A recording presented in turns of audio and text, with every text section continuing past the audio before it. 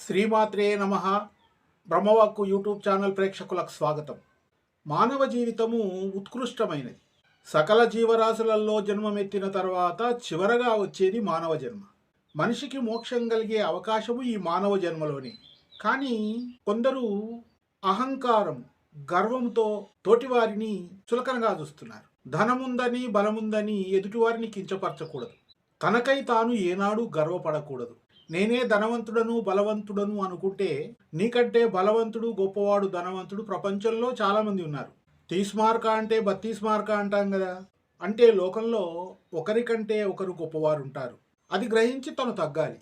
రాత్రిపూట మినుగురు పురుగులు బయటకొచ్చి మేమే లోకానికి వెలుగునిస్తున్నామనుకుంటాయి.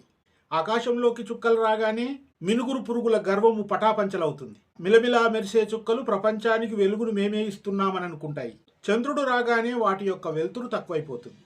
భూలోకవాసులందరికీ అందమైన వెన్నెలనిస్తున్నానని గర్వపడుతుంది.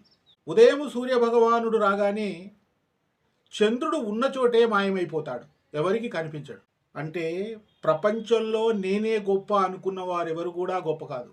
ఒకరికంటే ఒకరు గొప్పవారు ఉండనే ఉంటారు. అందుకే నేనే గొప్ప అని ఎవరికీ చెప్పుకోకూడదు.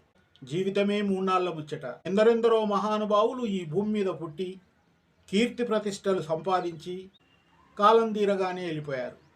అశాశ్వతమైనటువంటి ఈ జీవితంలో గర్వము, అహంకారం ఉండకూడదు. 10 మంది ఆదరించే జీవితాన్ని జీవిద్దాం.